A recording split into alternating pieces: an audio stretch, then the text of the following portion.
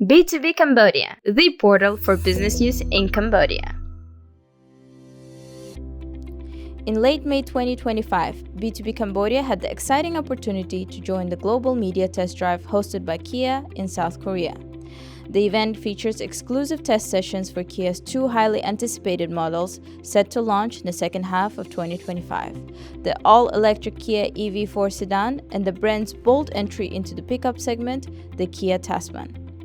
The Kia Tasman marks the company's first ever pickup truck, engineered for versatility and performance. The Tasman is built to handle both urban roads and off-road terrains with ease, setting a new benchmark in the mid-size pickup category.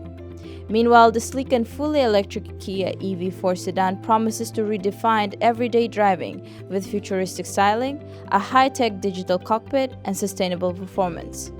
During the event, we also had the chance to catch up with a fellow participant and Cambodian auto expert, Mr. Savi Wuta, a founder of Carshow TV. Here's what he had to say about the future of Kia and how these models could reshape the market in Cambodia. សួស្តីបងប្អូនទាំងអស់គ្នាខ្ញុំបាទឈ្មោះវុធាមកពី Carshow TV ហើយខ្ញុំបានជួបខាង B2B ហើយ B2B ក៏គាត់បានសួរសំណួរខ្ញុំ3សំណួរតាក់ទងជាមួយនឹងចំណាប់អារម្មណ៍ខ្ញុំដែលបានមកប្រទេសកូរ៉េនេះសំណួរទី1គាត់សួរខ្ញុំថាខ្ញុំមានចំណាប់អារម្មណ៍យ៉ាងម៉េចដែរបន្ទាប់ពីខ្ញុំបាន test drive ជាមួយនឹង driver សម្រាប់ចំណាប់អារម្មណ៍ខ្ញុំនៅពេលដែលខ្ញុំបាន test drive ជាមួយនឹង driver របស់ខាង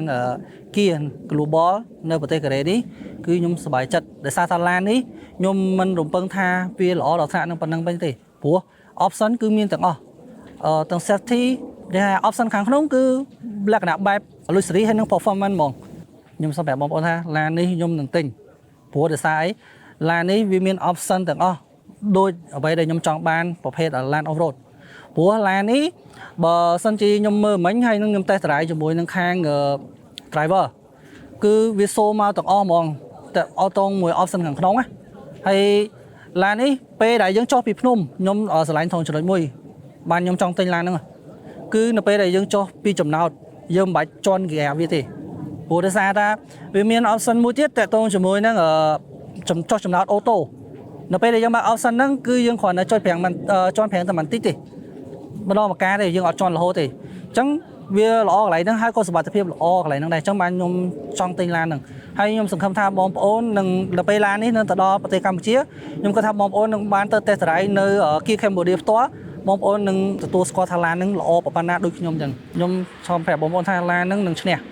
ដោយសារថារូបរាងពីព្រោះ Kia ពីដើមមកអត់ដែលមានប្រភេទឡាន pick up ទេគឺមានតែប្រភេទ SUV sedan និង hatchback អញ្ចឹងនេះគឺជាឡានដំបូងរបស់ Kia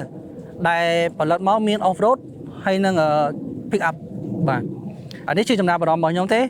ប៉ុន្តែដល់ពេលដែលទៅផ្ទាល់ខ្ញុំចង់ឲ្យបងប្អូនទៅ test drive ផ្ទាល់នៅ Kia Cambodia វិញល្អជាងពីព្រោះចំណាប់អារម្មណ៍មនុស្សម្នាក់គឺខុសគ្នាប៉ុន្តែអានេះជាចំណាប់អារម្មណ៍របស់ខ្ញុំជាអ្នក review និងជាអ្នកធ្វើវីដេអូតាក់ទងជាមួយនឹង vlog វីដេអូរថយន្តបាទអូខេអរគុណច្រើន